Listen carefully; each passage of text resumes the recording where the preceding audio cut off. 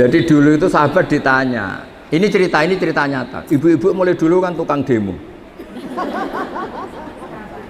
Ya, nggak pernah bener lah mulai dulu, memang sudah gitu. Tapi tetap masuk surga karena nanti malaikatnya bisa didemo kalau nggak masuk surga. Ibu itu ngaji sama Nabi. Itu ada yang jilbabnya miring, ada yang nggak pas, mungkin sebagian ada yang, pokoknya ada yang nggak pas.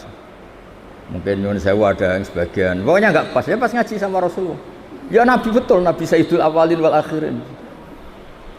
Bareng Umar datang ke majelis, semuanya ibtadarnal hijab, semuanya menata apa? Hijabnya rapi gitu. Aku yakin ini adekan tidak ada nih, mungkin nggak setegang ini. Misalnya sama saya saja, mungkin ibu-ibu rileks. Ini ngaji sama orang baik, jadi rileks. Ketika Umar datang itu langsung ibtad, semuanya nata apa? Jilbabnya. Umar malah tersinggung. Dasar perempuan-perempuan jelek, nggak punya akhlak sama Rasulullah. Sama Rasulullah pakai jilbab nggak bener, tapi sama saya malah bener. Jawabnya ibu-ibu, karena Rasulullah itu baik. Karena Rasulullah itu wa anta afaddu wa aghlad. Afaddu itu Anda itu orang yang sadis. Bisanya nyalahkan, biasanya marah. Kamu bisa tahu kan yang mirip Rasulullah itu siapa? Yang mirip yang mirip Umar itu siapa? Jadi intinya itu Rasulullah itu ya punya majelis untuk perempuan. Bahkan itu punya akibat dan Nabi tetap melanjutkan. Makanya punya akibat tuh sering ibu-ibu mulai dulu yang engkek ya banyak, yang caper ya banyak. Sehingga Aisyah tuh cemburu. Dasar Nisaul Ansor. Iya, caper kali Kanjeng Nabi. Untung Nabi sudah nggak ada. Kalau masih kasihan tuh kiai-kiai nggak payu jadi kiai gitu. Ya Nabi kan ganteng, sopan. Sehingga terus Aisyah cemburu, Sayyidah Aisyah cemburu, terus Nabi malah muji. Sebaik-baiknya perempuan atau perempuan Ansor, tidak malu tanya urusan apa? Agama. Tapi Aisyah tetap melihat itu sensitif ya, cemburu. Karena kadang tanyanya perempuan Ansor itu sampai urusan privat, urusan khas perempuan, tentang menyelesaikan haid itu gimana, mandi dari haid gimana. Saat itu kan belum ada syariat, belum ada pondok, belum ada majelis taklim. Jadi memang yang nerangkan harus Nabi sendiri.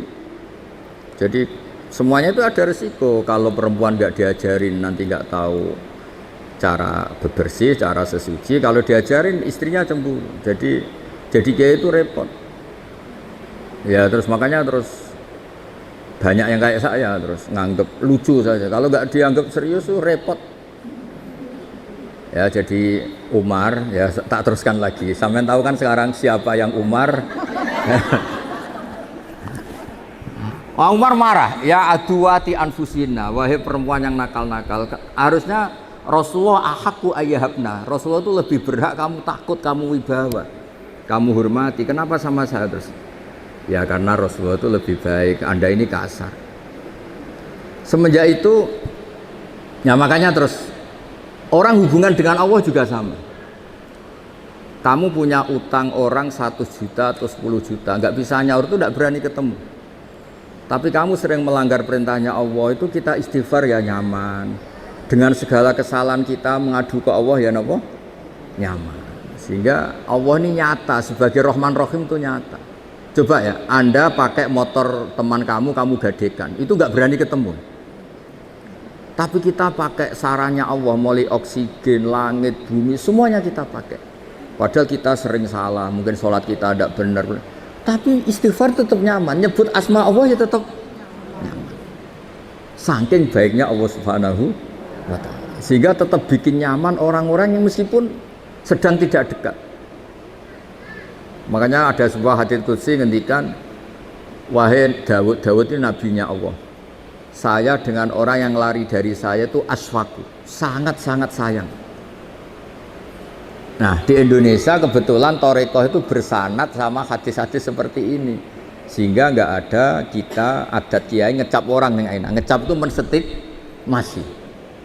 Mungkin sebagian kita orang Indonesia masih banyak yang judi online, mungkin sebanyak yang kecanduan narkoba, sebagian kita mungkin masih korupsi, sebagian kita masih nggak bener.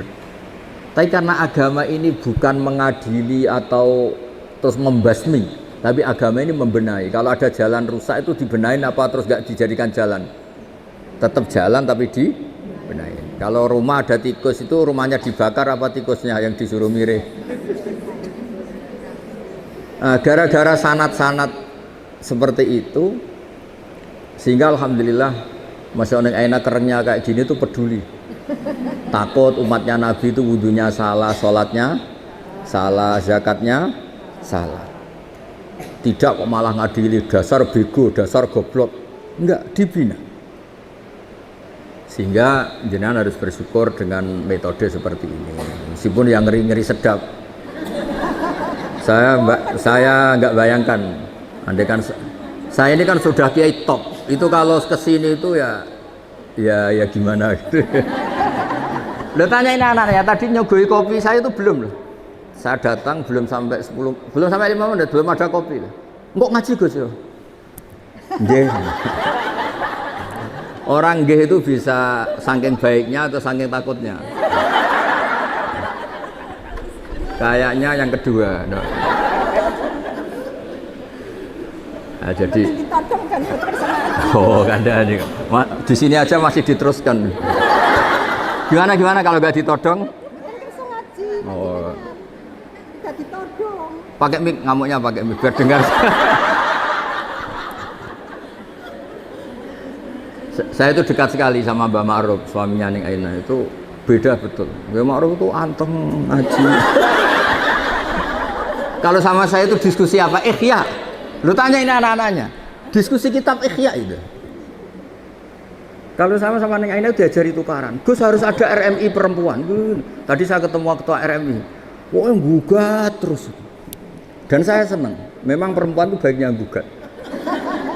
Ini ada cerita. Ini cerita sanad mutasil. Saya berkali-kali cerita. Belum ada hukum Allah dirubah kecuali karena pemberontakan kaum perempuan. Jadi di juz 28 itu ada surat namanya surat Mujadilah. Ada yang baca surat Mujadalah.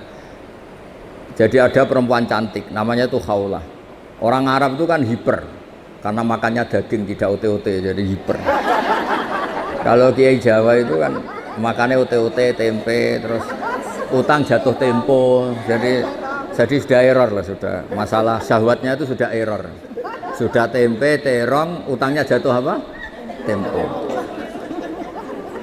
Kalau orang Arab itu kan makannya daging, orangnya punya uang.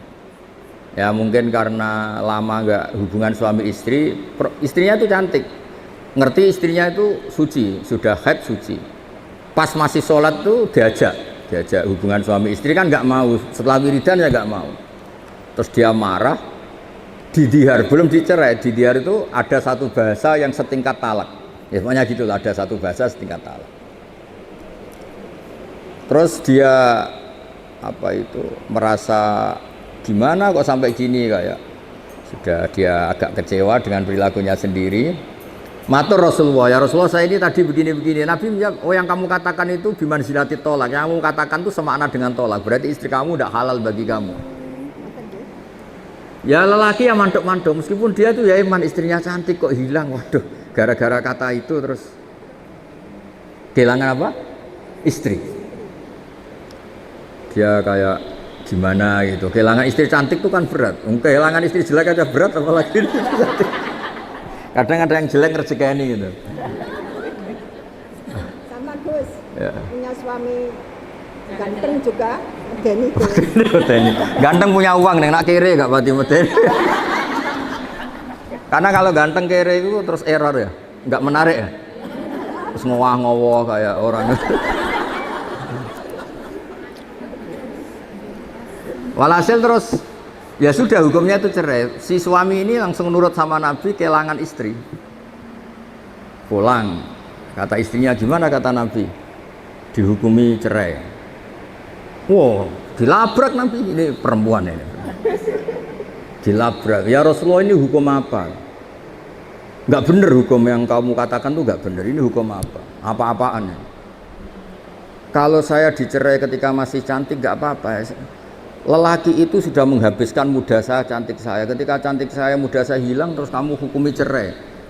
Kalau dulu nggak apa-apa, sekarang saya ini sudah tua. Saya ini punya anak banyak, kalau dirawat dia mesti terlantar, katut babon lain katanya.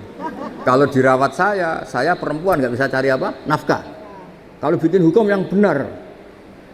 Nabi bilang sementara hukumnya hanya gitu, memang hanya gitu sementara. Lu itu perempuan tadi saking kacaunya bilang gini nih enak sama Rasulullah, ya nanti engkau saya laporkan Tuhan bahwa anda ini tidak serius. Karena kau jadi nabi hukumnya harus dievaluasi. Nak gak perempuan gak bisa. Dia pulang tapi perempuan ini religius. Dia sujud berdoa, ya Allah kasih tahu nabi engkau bahwa kalau bikin hukum jangan begitu. Lalu itu malaikat datang ke Rasulullah, mat turuti repot musuh wedok. Saya tuh berkali-kali loh ketemu ireng ditodong Gus siapa suruh ngaji. Saya biasa bilang enggak ya. Tapi kalau ras terkuat di dunia yang ngomongnya itu bisa masalah besar. Jadi itu Rasulullah Nabi dikomplain. Makanya cerita itu sebagian tuh nggak bener. Katanya ada kiai cerita nanti bidadari di surga tuh cantik-cantik. Sudah cantik nggak bawel, sudah cantik nggak bawel, terus nggak minta uang belanja, uang salam, oh ya baik.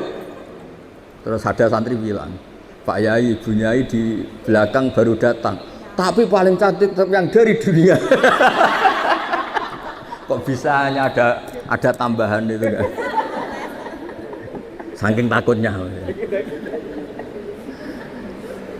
Akhirnya hukum dihar itu tidak sama dengan tolak. Makanya ada surat ini Sofa tahu Iqbal. Qad sami Allah qaulal lati tujadiluka fi zawji. Allah itu mendengar perempuan yang bantah kamu. Tujadiluka itu bantah, komplain. Kayak apa perempuan? Hukumnya Allah aja dilawan. Kondang lah, pokoknya prestasinya itu hebat. Sinten lho, Gus? Ya tadi Khaulah tadi. Dan penerusnya maksudnya. Khaulah dan apa? Dan penerusnya. Tapi itu menjadi berkah. Andaikan tadi perempuan tadi tidak komplain, mungkin tidak ada hukum seperti itu. Jadi makanya komplain itu penting kalau sudah muqaddar. Jangan pernah dengar kan sholat itu pertama 50 apa 50. Itu berkahnya Nabi Musa yang tukang komplain. Kalau tidak ada komplain bisa 50. Jadi berkah komplainnya Nabi Musa itu kayak Neng Aina, dia kan tidak model gini, mungkin saya tidak ngaji sama-sama. Misalnya loh, beliau berakhlak karimah kayak orang Jogja. Ngapunten Gus, nak menawi kerso, ngaos, nak boten nggih, mboten dadi penggalih, nderek. Wah, aku mesti milih enggak yakin milih enggak. Kira-kira lah, andai kan enak kayak orang Jogja sesopan itu, saya ngaji apa enggak? Oh enggak, pasti enggak. Itu butuh teror, itu butuh teror.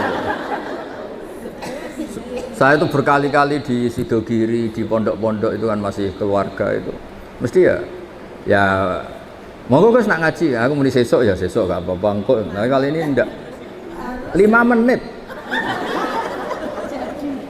Jadi ya.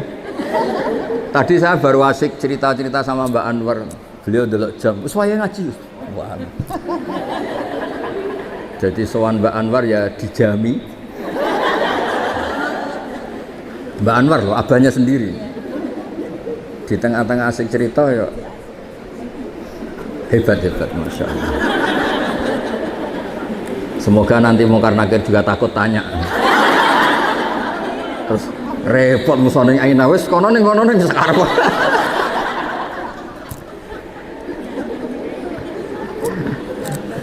Jadi Allah itu memang zat yang luar biasa. Sesuatu itu kalau didesain sesuai awalnya itu mesti bagus. Meskipun kita kadang tidak cocok. Misalnya perempuan itu komplain, itu ya memang Allah desain gitu. Mungkin baiknya komplain. Saya itu sering dilapori santri-santri yang awal nikah. Gus, istri saya itu sering minta uang saya, padahal saya ini orang miskin gimana gitu. Tak jawab, ya sudah minta lelaki lain. Wah jangan Gus. Langsung berarti itu ya memang sunnahnya perempuan mau minta uang siapa kalau nggak sama. Ada yang cerita lagi, Gus istri saya sering marah sama saya gini. Ya sudah biar marah sama tetangga. Jangan Gus nanti malah gimana? Artinya apa? Ya sudah, desainnya perempuan tuh minta sama suaminya, marah itu desain yang apa? Bagus. Maka para lelaki harus nikmati itu, harus mulai nikmati itu. Nikmati radio bobrok ini. sudah harus. Karena kalau nggak dinikmati ya bisa stroke gitu. Ya karena Nabi itu orang paling pinter di dunia itu kan Nabi Muhammad. Itu nggak ada rumusnya ngadepi perempuan. Nabi pernah ngendikan, ini terakhir ya. Nanti ada tanya jawab, tak turuti semua. Ada Nabi itu ditanya, gimana Nabi menghadapi perempuan? Perempuan itu khuliqat min dilain awas, dari iga yang apa? Bengkok. Kalau kamu paksakan lurus, maka patah. Kalau kamu biarkan tetap apa? Bengkok. Nabi saja tidak punya rumus, apalagi kita. Sahabat ditanya, terus piye? Ya tidak piye-piye, sudah gitu itu sudah. Diluruskan apa? Patah, dibiarkan bengkok. Terus Gus. Ya sudah begini. Kayaknya orang paling cerdas di dunia tidak punya rumus kalau tentang apa? Perempuan. Berarti hebat dia perempuan Gus. Hebat. Ya saya itu berharap begini itu nanti kalau sudah ketemu Allah nanti di akhirat itu wis cobamu wis kenal ning aina wis coba Ustaz. Insya Allah berkait dicoba ini min ahli apa? Jannah.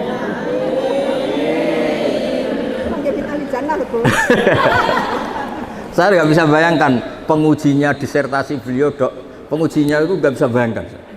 Takutnya kayak apa? Berani nih nanya-nanya itu. Jadinya pinter jenengan. Oh, ada nih.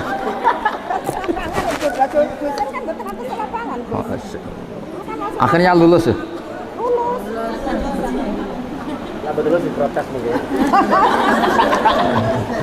Ya, monggo ada pertanyaan 3 saja. Pokoknya ini niati silaturahim, nggih, hormat. Nggih. Ayo urusi, Iqbal, urusi.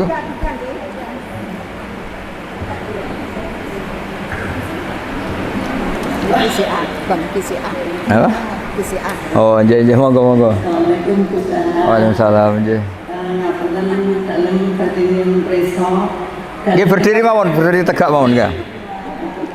Ngapunten. Dalam menika kan keluarga besar Nasrani. Nggih. Terus saya sampun alhamdulillah sampun mualaf. Nggih. Namanya siapa? Dalam Lilis biaya. Panggilannya apa aja panggilannya? Lilis ya. Iya. Dalam engkang dalam tanyaaken menika Iya. apakah nama baptisan yang dibawa mulai kecil kalau sudah mualaf itu harus ganti apa tidak? Oh ya. Terus kebetulan almarhum bapak Allah tasik naskan. Nggih. Terus datang seharian itu kan nonton salib itu. Nggih. Ngaten Gus. Nggih. Terus terakhir dalam itu sampun mboten kagungan sederek. Ibu bapak sederek mboten. Nggih. Dalam sakmenika ngopeni Pak Lek ingkang gangguan jiwa. Nggih. Pak Lek itu mboten kromo. Nggih.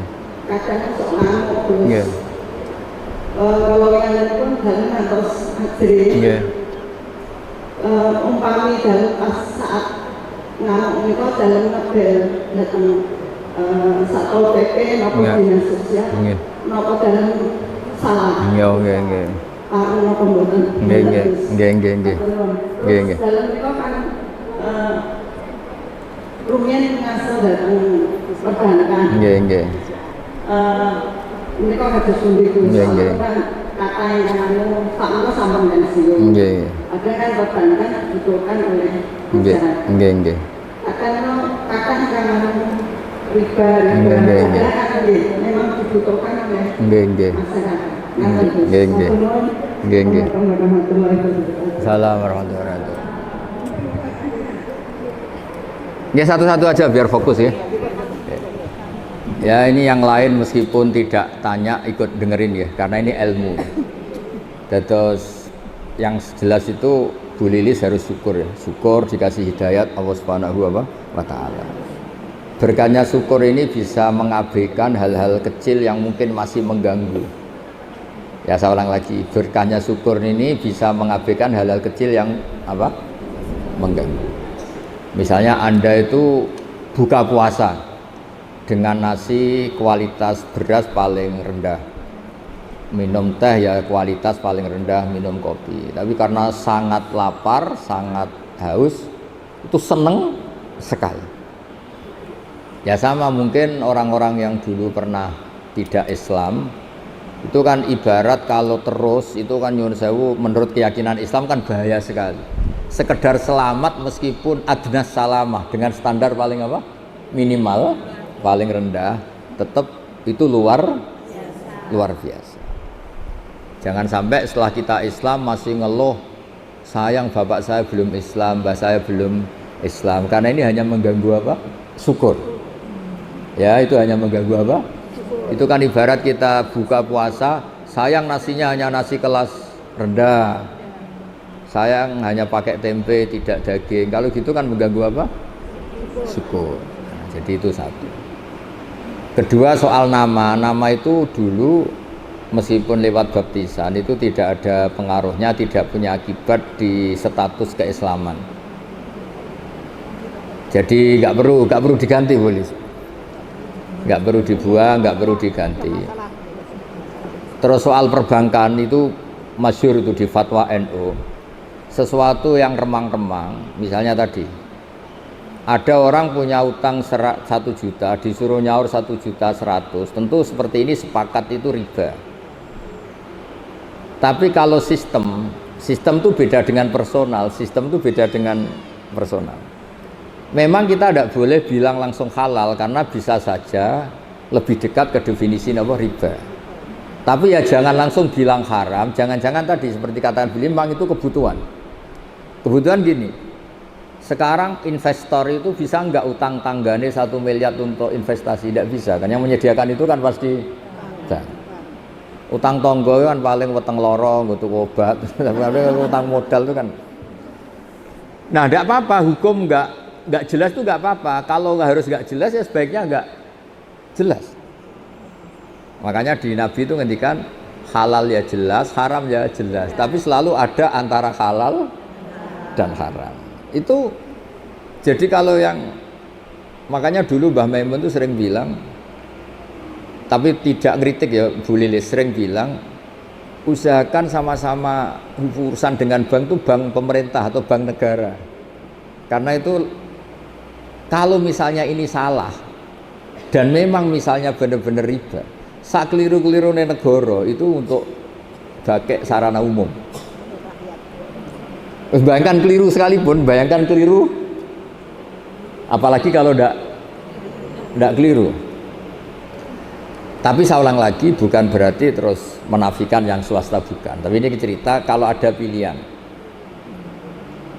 Misalnya gini, haji lewat negara sama swasta, sak keliru-keliru negara karena negara. Misalnya gini contoh gampang. Kemenak atau haji atau di lembaga-lembaga sosial negara, Kemensos atau BUMN, tentu salah itu banyak sebagai manusia. Tapi sekeliru-kelirunya negara, ada PLN, ada jalan, ada jembatan. Yang kembali ke rakyat itu jumlahnya tetap apa? Besar. Misalnya Kemenak ya pasti ada salahnya, namanya manusia. Tapi ada kantor KUA, ada sarana prasarana, ada penyuluhan, ada gedung apa? Haji di mana-mana ada. Sehingga swasta ya baik menopang pemerintah, tapi kalau sama-sama milih itu yang mendekati darurat Bu Lilis memang sistem apa? Negara. Artinya sesuatu yang dengan tanda kutip awalnya nggak boleh untuk menjadi boleh kan nunggu status darurat. Dan yang sering darurat adalah keputusan apa? Pemerintah. Misalnya menetapkan Syawal, secara ilmiah orang Indonesia tuh banyak yang mandiri bisa falak, banyak. Tapi kan subjektivitasnya tinggi. Makanya kemarin yang Kemis saja ada, bukan sekedar yang Jumat, yang Kemis saja ada. Ya kan? Nah, ikut pemerintah itu menjadi lebih baik, tapi tidak harus juga di bab Syawal. Pemerintah sendiri kan membolehkan beda. Pemerintah sendiri membolehkan apa? Beda. Ya jadi boleh kalau masalah perbankan itu sudah didiskusikan. Tentu ada kadar lebih yang pengganti administrasi sebagai pekerja. Ada lebih yang karena memang mendekati definisi riba. Itu kan kita tidak pernah tahu. Lebih itu kan ada lebih yang karena memang terus nilai uang. Kan macam-macam. Nah, menurut saya hal yang kita tidak harus tahu persis, nggak apa-apa kita bilang, karena Nabi ketika ada halal jelas, ya ada haram jelas, tapi di tengah-tengah itu tidak jelas.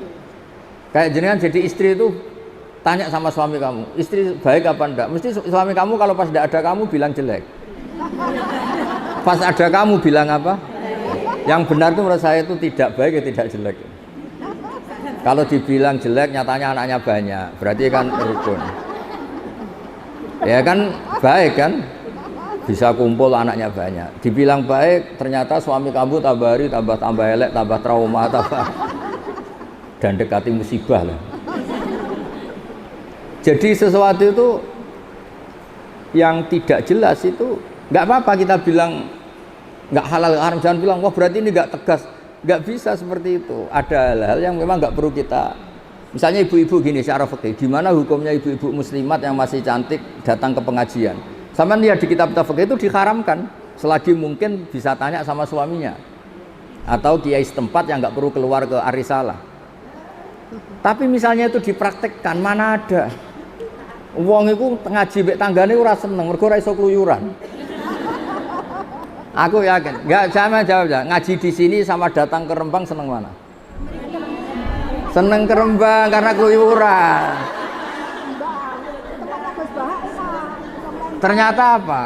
Wisata religi itu ada wali orang Tuban, kan ada walinya Sunan Bonang.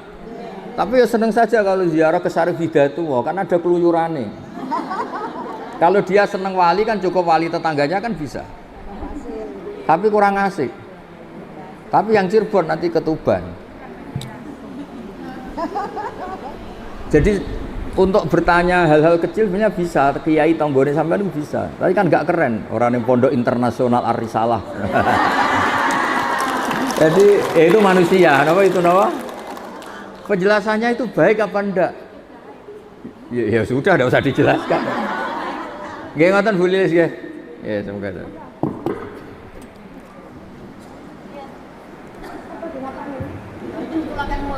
Mas. Assalamualaikum warahmatullahi wabarakatuh. Waalaikumsalam. Kula buka rumah santri Mondo. Nggih, Mondo itu mana nih? Takbir Nggih. Gusdaan. Oh, nggih. Dumateng Umi Aina, Neng Mila, Neng Pia, nggih salam takbir. Nggih. Kula nyuwun pangapunten Masih. Go sofa saking ngamun. Nah, engko mutung. Bapak izin kemarin mboten saged rawuh, ngapunten ingkang kathah. Nggih. Ingkang kula pertanyakan niki tentang wudu, Gus. Nggih. Syarat sahnya sholat itu kan wudu. Wudu itu ada 4 rukun sampai tertib. Nggih. Nah, sedang orang Islam itu mau sholat itu harus wudu dulu.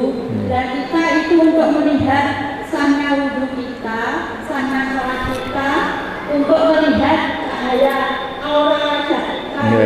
Nggih. Kalau manusia itu ada yang putih dari Allah Subhanahu wa Ta'ala. Nggih. Ada lagi yang dari skincare. Nggih. Yang saya tanyakan, bagaimana untuk melihat wajah yang bersinar dari air wudu dan sholat kita bersinar. Sampun matur suwun. Wassalamualaikum warahmatullahi wabarakatuh. Oh enggak. Ah ini begini ya. Ini kan kita diajari untuk jadi juri. Pertanyaannya harusnya kok untuk kita tahu gimana, harusnya enggak untuk menjadi sah kok malah juri. Berarti saya harus nunjurin ini wajah wudu apa wujud sah? Wajah skincare. Ini yang wajahnya padang karena punya uang apa karena wudunya benar?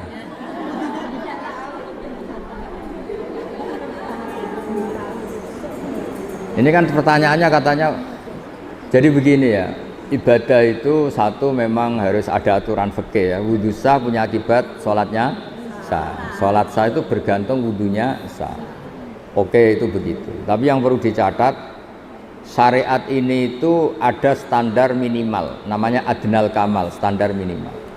Standar minimal itu bisa diberikan orang-orang yang mungkin takdirnya jauh dari ulama, lahir dari keluarga abangan, bahkan mungkin mbah-mbahnya nyuwun sewu masih ikut partai terlarang dulu, misalnya PKI atau komunis. Sehingga di Fathul Mu'in itu sering ada kesalahan-kesalahan yang kata beliau ma'fu karena dia nasa'a ba'idan minal ulama, dia di komunitas yang jauh dari apa? Ulama. Jauh itu tidak harus fisik atau jarak fisik, bukan. Mungkin dia tetangga Lirboyo tapi dari keluarga yang kebetulan mbahnya bapaknya enggak sholat, atau mbah-mbahnya dulu terafiliasi partai apa. Yang namanya komunitas, saya tadi cerita di depan Mbak Anwar sampai dokter tahu itu dulu itu ketika Musodek ngaku nabi, saya ini termasuk peneliti, itu yang percaya banyak. Ternyata ketika saya tanya, kenapa kamu percaya Musodek nabi? Jawabnya apa lucu? Memangnya kalau dia nabi masalahnya apa ya? Tak tanya, kamu tahu nabi itu apa? Enggak tahu. Ketika tak jelasin, nabi itu orang yang mulai kecil tuh baik, gak pernah maksiat. Oh kalau gitu ya enggak, Musodek enggak nabi gitu. Sama, orang-orang yang lahir dari keluarga abangan, keluarga itu janggal. Gunanya apa sih sholat? Gunanya saja malah janggal. Keramik kok diambungi, malah janggal. Nah yang jenis ini kok awal ngaji neng Aina atau awal ngaji siapapun, kayaknya nggak boleh terlalu keras. Karena apa? Piro-piro gelem apa? Gelem ngaji. Karena dari posisi seperti itu mungkin malah awalnya tuh mencibir orang apa? Orang sholat. Jadi memang itu seninya beragama. Itu ibarat orang yang sudah di kubangan lumpur, selamat saja sudah bagus, dientas dari kubangan ke daratan sudah bagus. Jangan langsung pakai skincare tadi. Oh tapi ini sudah bagus selamat, tapi wajahnya masih belepotan lumpur. Ya piro-piro tidak di kubangan lumpur. Jadi semua itu ada ukurannya, jangan langsung ya instan terus semuanya standar apa? Ideal, tidak bisa seperti itu. Ya jadi kita biar terbiasa kajian akademik. Jadi zaman Nabi jadi Nabi itu kan sahabat yang mantan preman, mantan macam-macam. Makanya ayat Makkiyah itu neng Aina itu jarang ada aturan-aturan hukum fikih. Hanya ngendikan akidah yang ringan-ringan karena masyarakatnya belum apa? Siap. Ya contoh gampang gini, dulu itu orang kok nggak nyabu itu nggak bisa bayangkan. Wong sumpek kok nggak nyabu itu nggak bisa bayangkan. Uang nggak punya. Sehingga haramnya khomer itu ya nunggu setelah ada kesadaran ilmiah, kesadaran Islam itu merusak apa. Dulu ya janggal wong. Makanya kalau cerita di Indonesia jenis toa apa itu sudah menyatu dulu. Akhirnya apa? Allah itu pernah menghitung. Jadi khomer itu paling unik. Khomer itu haramnya itu sampai 3 kali, 3 tahap, 3 fase. Pertama, haram yang dipertimbangkan. Lucu kan, haram yang dipertimbangkan. Orang Arab itu kan suka perang. Perang itu kan nervous. Tapi kalau agak-agak fly kan kendel. Pernah satu komunitas itu orang soleh semua, nggak nyabu, musuhnya orang nyabu. Situ nekat kendel, yang soleh nggak kendel. Akhirnya caranya jawab Allah itu unik. Kul fihima ismun kabir wa manafi'ul linnas wa ismuhuma akbaru min naf'ihima. Ya khomer itu memang haram tapi ada unsur manfaat. Tapi madorotnya, bahayanya lebih banyak ketimbang manfaatnya. Sehingga orang-orang itu masih banyak yang nyabu. Terus kedua, diharamkan lagi karena ada sahabat gara-gara habis ngefly ngimami yang mestinya bilang la a'budu ma ta'budun, bilangnya a'budu ma ta'budun.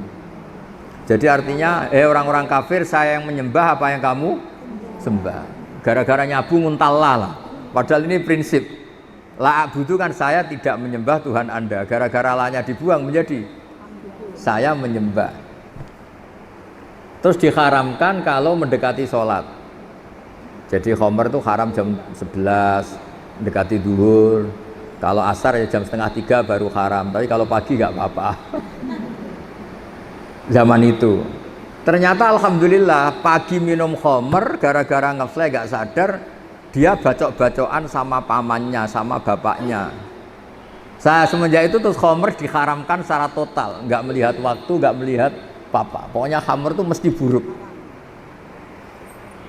Nah, ini pelajaran bagi Gus Sofa, bagi Neng Via, Neng Mila. Semuanya itu proses. Itu yang diikuti kiai NU, kiai pesantren. Kalau dakwah itu proses, tidak langsung apa. Nah, misalnya jenengan wudhu aja orang bener langsung kon tahajud, terus koyok sholat qiyamul lail kok Said Ali Zainal Abidin 1 malam 1000 rakaat. Itu tambah baik apa tambah lari kira-kira? Tambah lari. Ya gitu. Ya. Nggih mboten napa-napa. Niki mau dibisiki ning Aina. Turuti Gus, iku suaminya tukang mijeti abi. Nggih.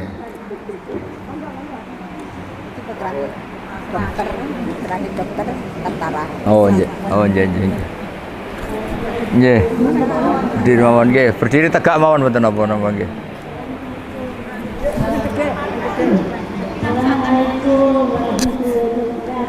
Assalamualaikum warahmatullahi wabarakatuh. Nggih, apa namanya? Asman. Oh, Sri Ani nggih.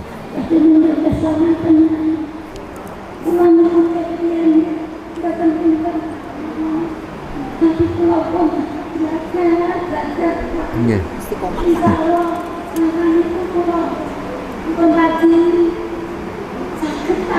Nggih. Nggih.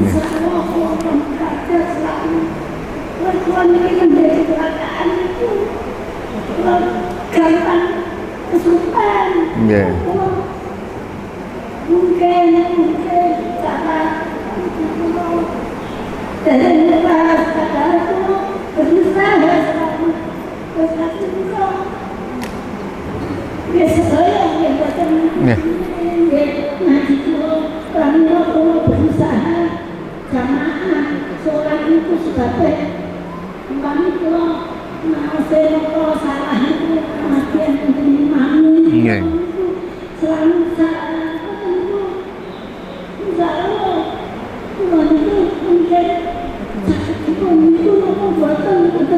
nggih. Tampi. Nggih.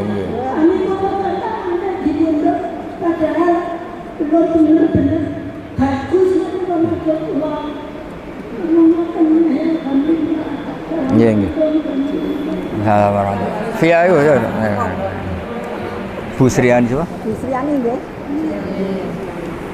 Mantan perawat. Dados ngeten nggih, yang diceritakan Bu Sriani tadi lupa karena kecelakaan niku salah nggih. Niki dora kecelakaan nggih sering lupa kok. Alhamdulillah. Lupa itu berkah. Kalau sampean inget terus masa lalu, eling diutang, wah malah ra bahagia. Eling bojomu tau darani sampean macam-macam terus baliknya itu bisa trauma semua orang kalau nggak punya lupa itu bisa apa? Trauma semua. Pokoknya eling mantan terus malah rusak kabeh. Jadi lupa itu bagian dari berkah. Ya lupa itu bagian dari apa? Berkah. Nah, makanya ada al-insan makhlul khoto' wan nisyan. Jadi manusia itu tempat lupa. Jadi kalau nggak lupa malah apa? Malah bahaya. Itu ada seorang suami istri nggak lupa terus. Harusnya saya tidak dapat kamu. Dulu mantan saya lebih tampan. Yang suaminya bilang harusnya saya sudah dapat kamu, mantan saya lebih cantik. Itu bahaya. Itu orang nggak, itu gara-gara nggak apa? Nggak lupa. Jadi maka bahagialah bangsa yang sering lupa.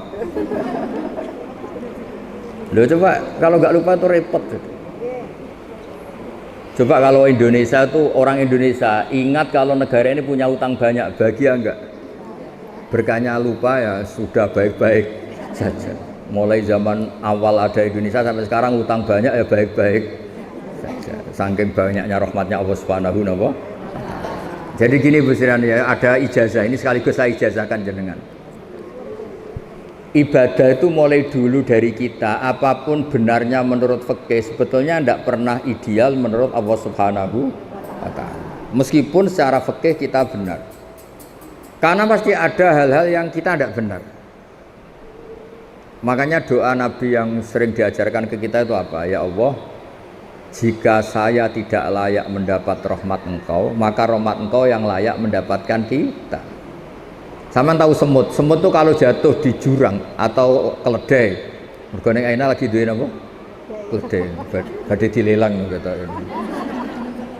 Misalnya gini, ada keledai atau kambing kecil jatuh di jurang yang curam, bisa naik enggak? Enggak. Tapi kalau dia bilang enggak mungkin ke atas, itu bohong, ya bodoh. Berkahnya orang lain atau ditolong tim SAR atau sekarang damkar ya, pemadam kebakaran. Nyatanya selamat. Banyak kan cerita di TV-TV itu sapi jatuh ke sumur kedalaman 15 meter. Akhirnya selamat apa enggak? Karena dia apa karena ditolong? Nah, hubungan kita dengan Allah seperti itu Bu Sirani. Mungkin amal kita tidak ideal, tidak benar, tapi rahmat Allah yang akan menolong kita. Makanya doanya itu ya Allahumma illam akun ahlan an ablugha rahmataka farahmatuka ahlun an tablughani. Itu doa yang diulang-ulang Nabi dia, ya Allah jika saya enggak layak mendapat rahmat engkau yang layak mendapatkan kita. Ya coba kayak Bu Lilis, pernah enggak misalnya kecilnya minta jadi muslimah? Enggak pernah kan? Tapi ketika Allah menghendaki, tahu-tahu jadi. Aku yakin Neng Aina kecilnya ini kan anaknya Kiai, enggak pernah ingin jadi dokter. Bayangkan ya jadi Neng, jadi Kiai, sing so ngongkon-ngongkon apalah pokoknya ya gitu. Tapi nyatanya Allah menghendaki jadi apa? Dokter, lewat jalur dosanya takutin, tapi kan tetap jadi. Makanya Anda tidak usah putus asa. Semut misalnya, semut bisa nggak ke Amerika? Cara lahir nggak bisa, beli tiket nggak bisa, ngurus paspor. Tapi dia itu kebawa koper orang yang mau ke Amerika. Kebawa koper orang sampai Amerika enggak?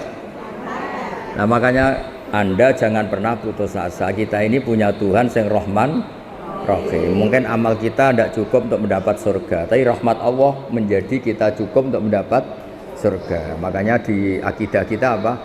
Mlebu swarga itu mergo fadhole Allah Subhanahu wa taala. Jadi masuk surga itu karena rahmatnya Allah. Terus yang terakhir itu ada analogi bagus. Ada orang Bani Israel itu ibadah. Zaman itu orang kan umurnya panjang-panjang. Yang saat itu orang itu biasa umur sampai 200 tahun, 300 tahun. Dia tuh nggak pernah maksiat nih. Ibadah terus nggak pernah maksiat. Dia nggak pernah marah sama orang, ngamuk kiai. Saya ini kan tamu disuruh-suruh, nggak pernah salah. Banyak orang nggak pernah salah. Bawaannya tuh bener terus. Ya secara teori etika itu kan tidak ada, tamu disuruh-suruh itu kan tidak ada. Itu etika Jawa yang nggak ada, etika Islam juga nggak ada. Nggak ada benernya itu sebetulnya secara teori itu nggak ada. Yang bener saya, orang baik saya. Meskipun tahu itu nggak pas tetap nurut. Itu kalau nggak orang baik nggak bisa. Terus dia itu masuk surga, mau masuk surga ditanya sama Allah. Ya anggap saja ibadahnya itu 500 tahun, memang dicerita 500 tahun. Kamu tahu kenapa masuk surga? Iyalah Gusti, saya kan tidak pernah maksiat. Saya kan nggak pernah maksiat, hidup saya tak penuhi dengan taat, jadi saya layak masuk surga. Apa kata Allah? Lucu katanya Allah. Ya silakan ada di surga 500 tahun. Loh kenapa Gusti? Infonya surga itu selamanya. Kenapa harus 500 tahun? Karena Anda berkeyakinan surga Anda karena amal Anda. Amal Anda kan 500 tahun, kan sudah impas di surga 500 tahun. Yang abadi itu rahmatku, yang abadi itu fadolku. Kalau amal kamu pasti terbatas. Saat itu juga dia merevisi tidak bisa masuk surga itu hanya karena rahmat engkau. Artinya apa? Teori yang mengatakan surga itu segala-galanya karena amal pasti tidak cukup. Yang cukup adalah fadlnya Allah Subhanahu. Coba misalnya jenengan seperti ini ngaji, kan kata jenengan baik. Coba sekarang tanyakan suami Anda yang mungkin sekarang baru nyari Anda. Dasar bojo keluyuran.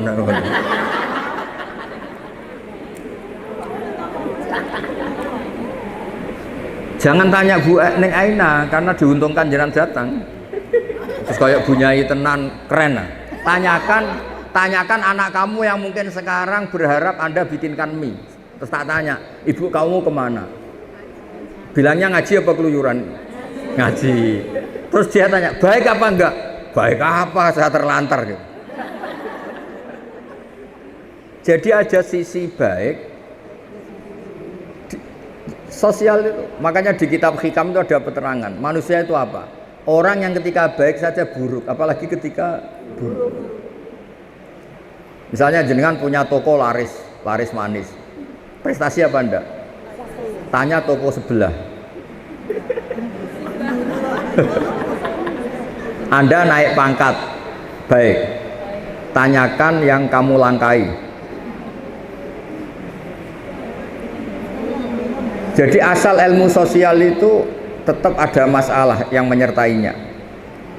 Makanya pernah ada orang tanya ke saya, orang kaya, Gus doain saya ini jadi orang kaya raya, nanti saya ngerawat 1000 anak yatim. Dasar orang kaya bodoh kata saya. Kok bisa Gus? Itu kalau Allah menyembadani doa kamu harus bunuh 1000 bapak. Karena untuk menjadi yatim bapaknya harus mati dulu katanya. Berarti kalau ada orang orientasi, ya Allah saya ingin kaya biar umat orang miskin 1 miliar. Berarti sama dengan juga bilang miskinkan 100 miliar orang, nanti saya rawat. Ada unsur buruknya apa enggak? Jadi asal ilmu sosial itu pasti ada sisi apa? Ada sih. Nah, seperti ini nggak mungkin cukup membawa kita ke surga. Yang bisa membawa kita ke surga abadi hanya fadlnya Allah Subhanahu wa ta'ala. Coba kamu misalnya suami kamu baru butuh jenengan, terus dengar, wah nggak bisa diganggu, baru tahajud. Bagi suami kamu itu problem apa ibadah? Problem. Wah sekarang istri saya nggak suka tidur sama saya, sukanya tahajud. Dianggap problem apa? Baik. Problem. Kamu punya utang, waya nyaur, nggak nyaur ke bank bayar malah tahajud atau duha, tanyakan pegawai bank. Jadi selagi di dunia itu tidak bisa. Makanya harus kita yakini kita bisa begini itu karena Allah Rahman Rahim. Ya sudah kita melakukan suatu sesuai prosedur fikih, tapi yang menjadikan semuanya baik-baik saja karena Allah Rahman. Indonesia itu harusnya sudah bangkrut mulai dulu. Dijajah bareng latihan bernegara ya gini sampai gini. Tapi berkatnya Allah Rahman Rahim ya baik-baik jajah. Diumumkan hutang negara banyak, yang nonton ya tenang, sudah tahu jadi. Itu tidak hanya hutang negara, kita hutangnya juga banyak, tenang. Sehingga kita jadi bangsa yang kuat. Itu ya kabeh fadhole Allah Subhanahu.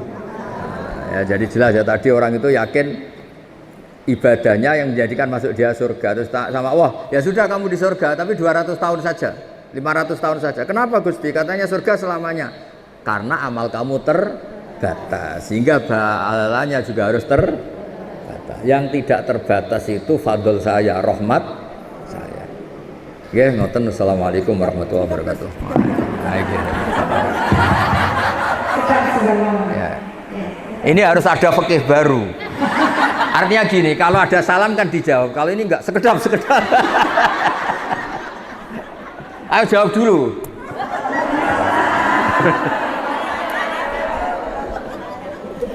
Supaya enggak ada fikih baru. Menurut Dr. Hajah Neng Aina, bahwa salam bisa dijawab dengan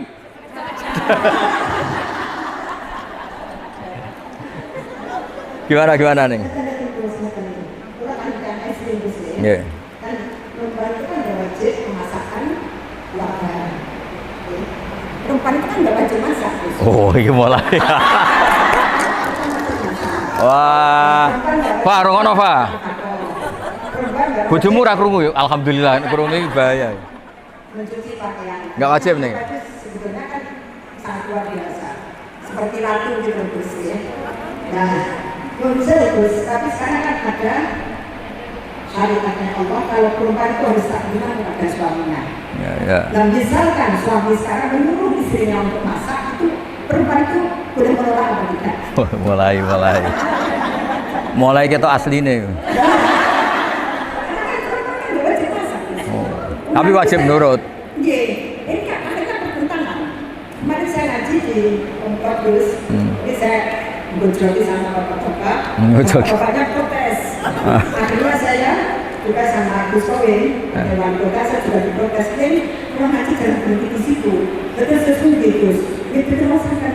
Terus saya kesunggihnya, istri wajib tak lima dan ini kan mau kurang Gus.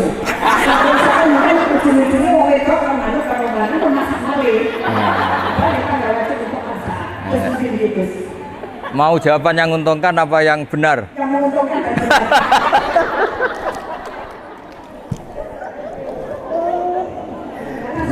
Enggak, ini jawabannya itu yang menguntungkan apa yang benar?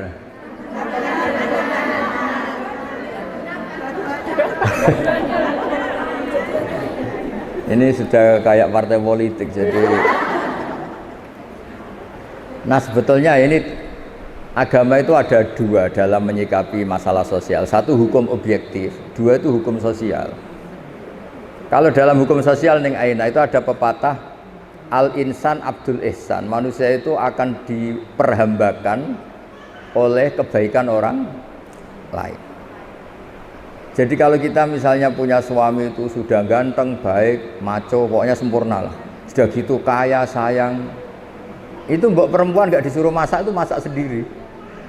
Ini sudah jelek, merongos, gak punya uang. Nyuruh masak. Hanya berdasar hukum fikih lelaki itu boleh nyuruh. Terus si perempuan ini boleh menolak. Kasus-kasus sosial itu nggak bisa ditangani secara fikih. Yang bisa nangani itu ya hukum apa? Sosial.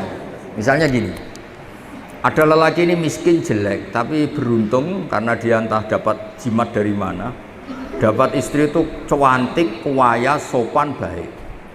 Terus lelaki ini nyuruh masak, itu disalahkan orang seluruh dunia apa dibenarkan? Disalahkan. Terus ketika disalahkan karena tadi sudah perempuannya cantik, sopan, kaya. Masa iya orang kaya, majikan yang punya harta disuruh? Jadi sebetulnya benar tidak itu dalam sosial itu ya konteksnya konteks sosial. Makanya kata Sayyidina Ali, ahsin man syi'ta takun as amirah. Silahkan baik sama orang, pasti kamu yang mimpin. Misalnya gini, saya punya mobil Alphard. Saya tadi sowan Mbak Anwar diajak Ning Aina sama Gus Sofa naik Alphard. Beliau baik, mau Gus pakai mobil saya, dia baik.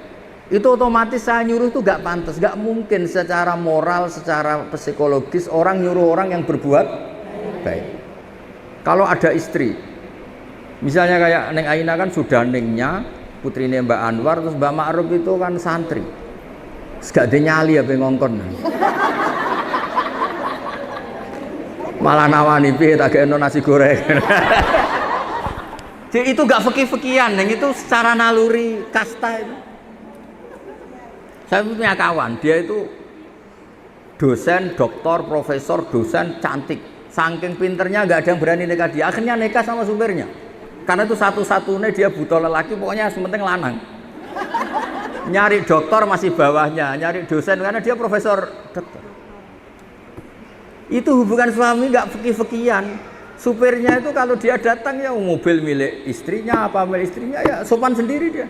Wahai masak ya masak, wahai nyuci. Tak tanya kenapa masak dia, kamu kan lelaki. Ya tapi kan hamba sahaya Gus. Jadi hukum sosial seperti itu nggak perlu difikihin lah kira-kira gitu ya. Hukum fikih itu tetap ada nih, tapi tetap kalah sama. Iya kan karena tadi al insan abdul ihsan. Ya. Kan perempuan menolak kan boleh Gus. Suruh masak sama suaminya. Ya sudah, khusus Ning Aina boleh. Pokoknya ya ini khusus ya. Tapi ini kan ada ibu Pak. Ya dan yang sejenis Ning Aina.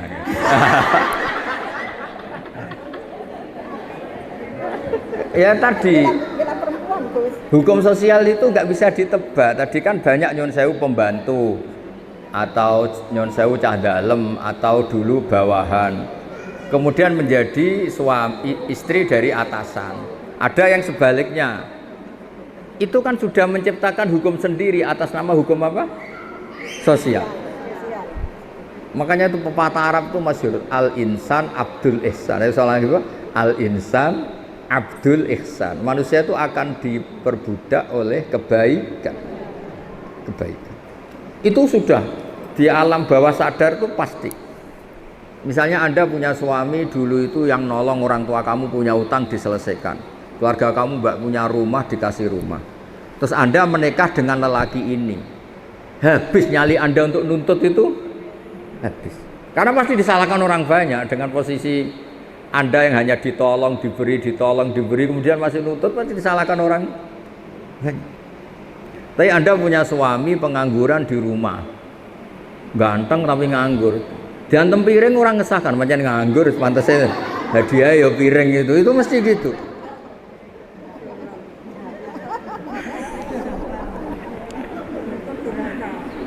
Jadi intinya itu Neng, ada hukum-hukum yang nggak bisa, makanya Nabi itu unik.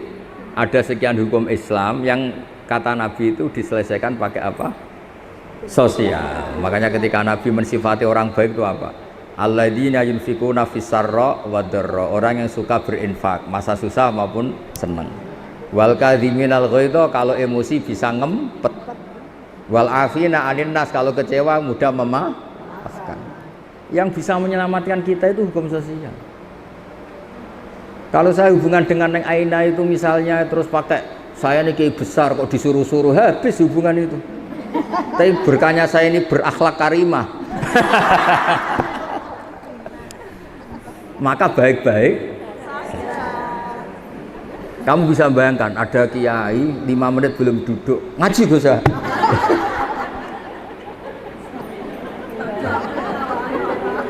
Bisa bayangkan?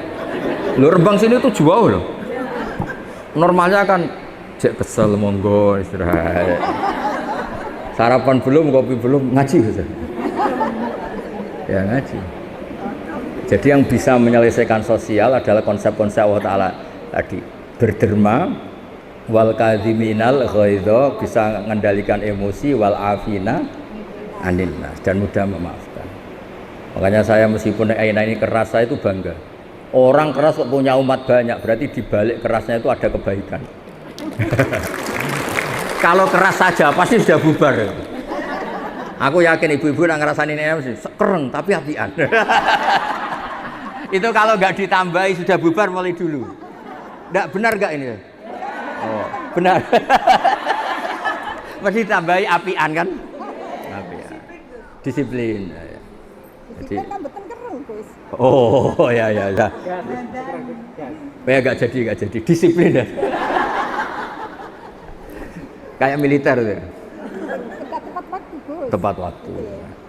Ya jadi saya mohon berkahnya ngaji ini jenengan ngerti. Jadi ada fikih hukum formal, ada fikih apa sosial. Misalnya Anda punya suami yang angkuh, yang wangkot. Mungkin kamu kandani nggak ngandel. Kalau bapak saya gini, bapak saya Kiai Nur Salim. Nak ana wong sombong hak dongakno utange akeh, engko ora ndek akhlak dhewe.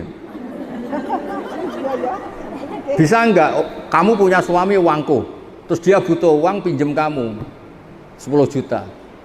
Langsung berakhlak apa enggak? Dididik dikandani kiai ra ngandel kan. Dongakno itu utang terus butuh kowe. Itu bukti nih bahwa hukum itu enggak semuanya bisa menyelesaikan apa? Masalah. Mulai ndonga sampean bojomu butuh butuh duit. Terus dongakno ra iso nyaur. Oh itu kamu perhambakan jalan itu. Bisa hamba sahaya itu. Banyak kan orang bengal, kumisnya sekolah apa. Ini gara-gara punya utang sama orang pincang. Matur nuwun. Padahal ini pincang tapi yang ngutangi. Artinya orang tuh pasti tunduk. Makanya kalau punya suami angkuh, dongakno diutang.